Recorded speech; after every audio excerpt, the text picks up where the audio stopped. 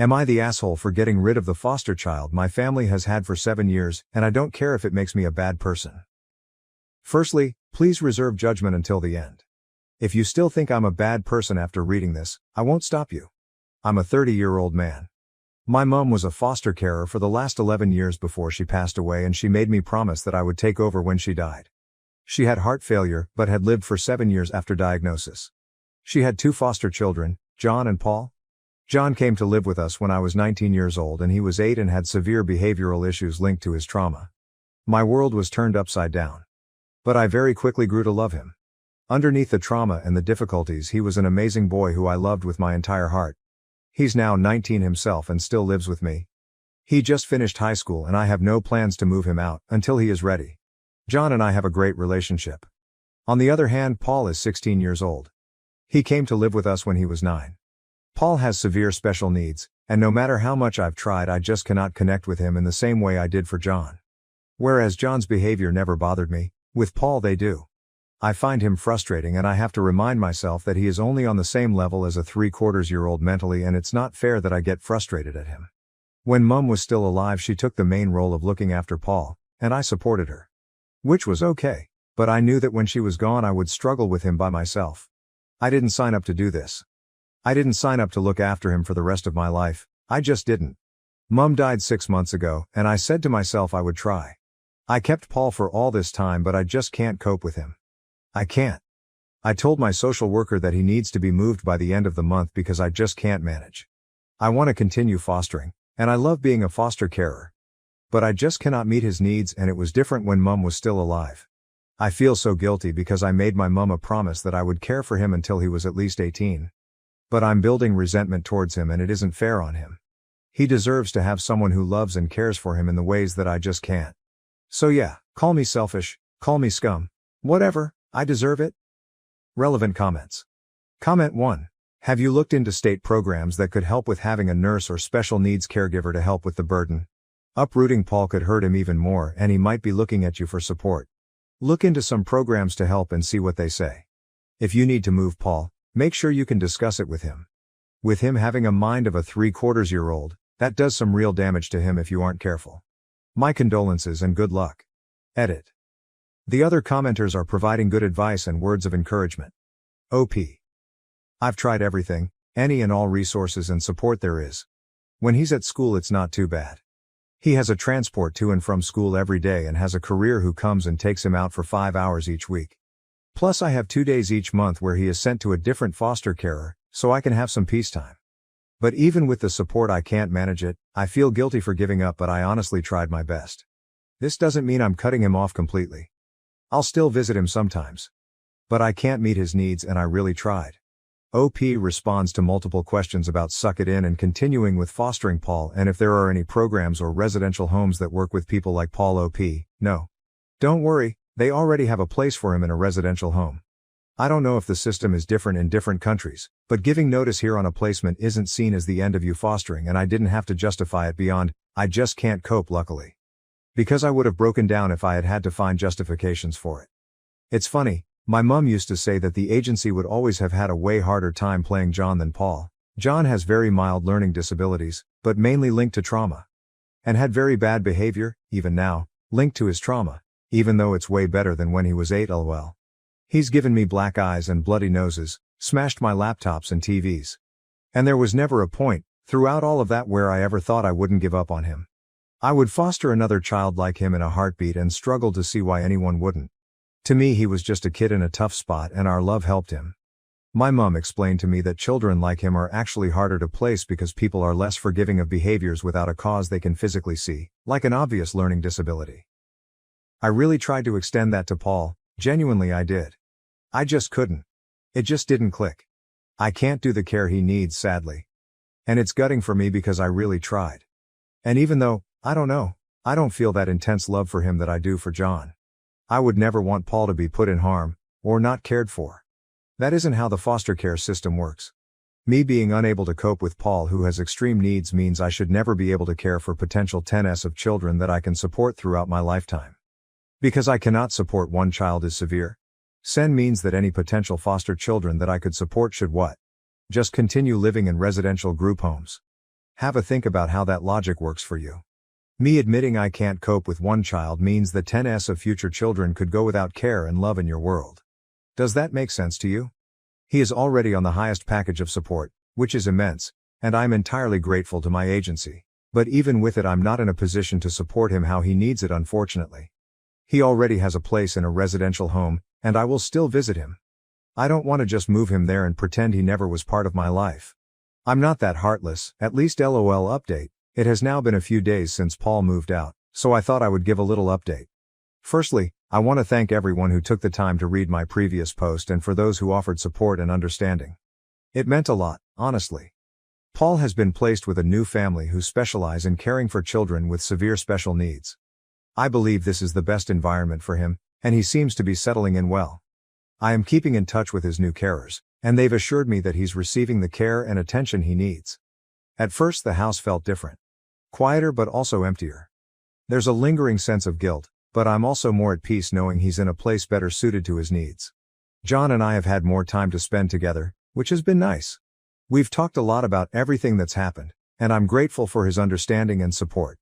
I've also started seeing a therapist to help work through the guilt I've been feeling and to help me grieve.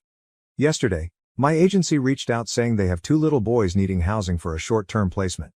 They said initially 6 weeks, but it could be extended. They are coming tomorrow, and I'm excited. They're 9 and 11 and are coming directly from their birth families. This will be my first proper placement, so I would be lying if I said I didn't feel a little anxious. Thank you again to everyone who reached out. Relevant comments. Comment 1. It sounds like everything is working out well for both you and John as well. Paul and the kids you're able to help now with these 2 and in the future. Good job taking care of yourself in this difficult time with therapy too. Comment 2. So glad to hear you made the right decision. Sounds like you're very awesome and I hope your new placement will be a good fit. Debbie Coleman 1010. Good luck to you and all the boys.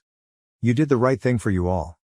You tried and it just didn't work out, and anyone telling you differently has never even come close to taking care of someone with severe disabilities. Now to the next story. Story 2. Am I the asshole for accidentally revealing my brother's vasectomy when his girlfriend talked about their plans to have kids? My brother, Mark 40, won the lottery when he was 20. It was $1,000 a week for life. He was young and wanted to travel. He dropped out of school and has spent his entire adulthood basically seeing the world. He comes home to visit every few years and we FaceTime with him when he is near a signal. He doesn't travel first class or stay in expensive resorts, so he has actually built up some nice savings. He came home with a girlfriend, Haley, 28, this year. They met when they got stuck in South America during the pandemic. She has been traveling since she graduated from university and she works out of a laptop. I, F54, live in the same city where I was born. I love it here. I love being close to my parents and my grandchildren. And most of my siblings. Mark hated being the youngest of 8 and always swore he would not have kids. Our parents were older when they had him and they didn't have the energy for him, truth be told. Mark came home when he was 30 and told us all that he had had a vasectomy and that he would not be contributing to the world population. Haley is a pretty young thing and she is also intelligent and sweet. I can understand why anyone would fall in love with her. We were having a family BBQ to celebrate Mark being in town. There were maybe 30 people in my parents' yard and house. I was talking to Haley about her future plans now that the world opened up again. She said that she was ready to settle down and start a family. I asked if they were planning on adopting from one of the countries that they had traveled to or if they would try in North America. She said they had talked about it and would be having at least one child of their own. This may be where I fucked up. I asked where Mark got his vasectomy reversed or if they were having in vitro fertilization. I know they can harvest sperm from a testicle even after a vasectomy. She went very quiet and went over to Mark. They spoke and they left. Mark called me later that night to scream at me for ruining his life. He hadn't told her and he was planning on just continuing to travel and maybe adopt if they decided on it. He said I shared private medical information and that he never wanted to see me again.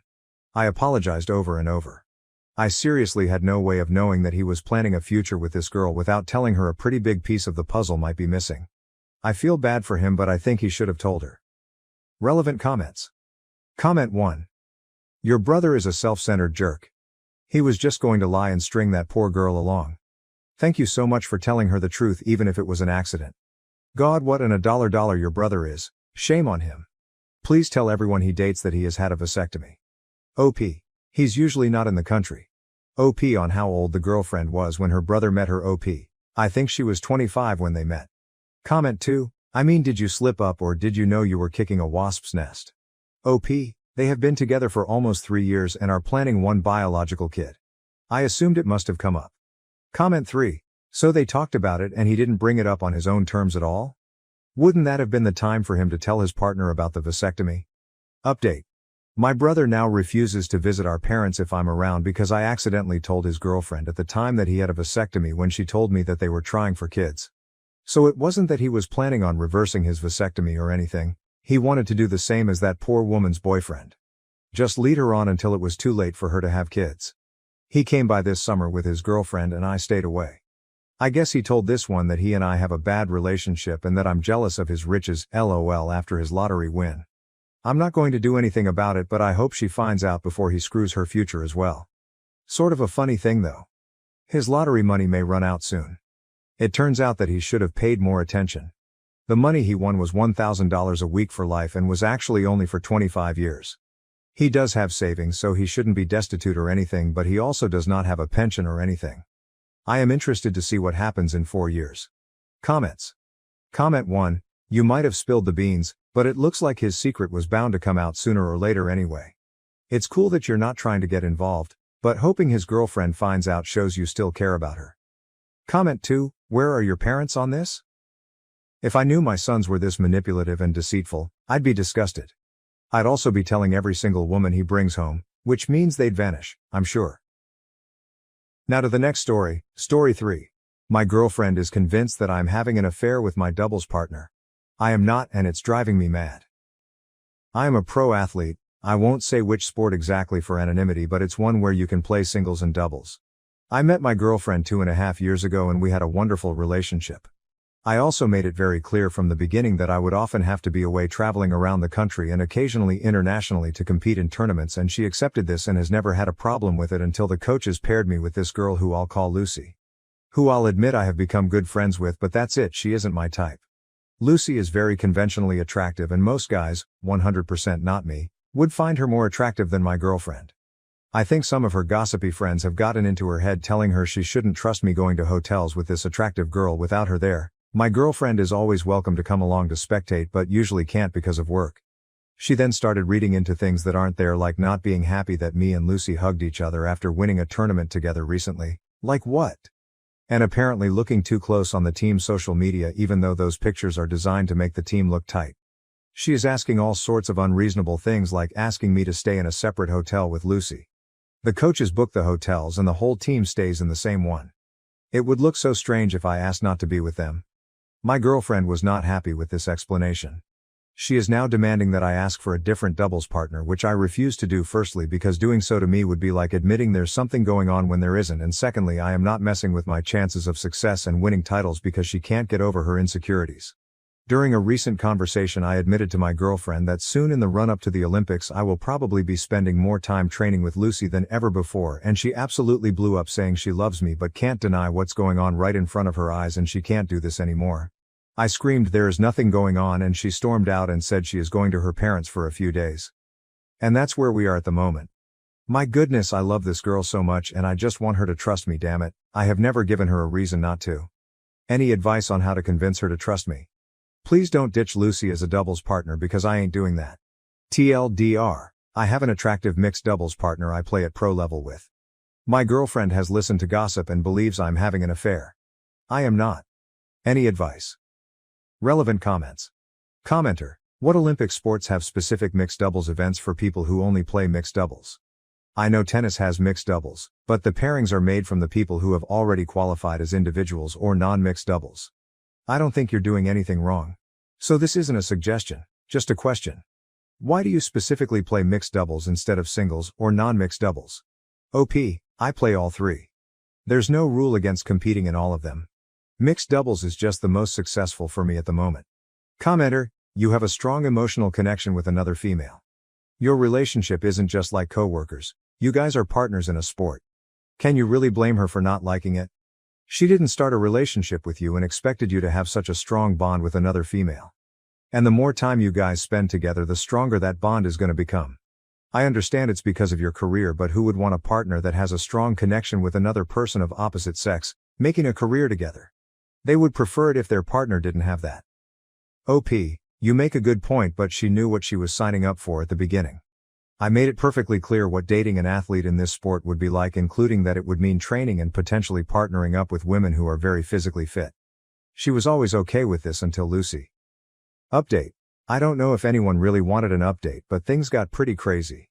After my girlfriend stormed off to her parents, we spoke again over the phone and she still didn't believe me and I was tired of it, so we agreed to end things.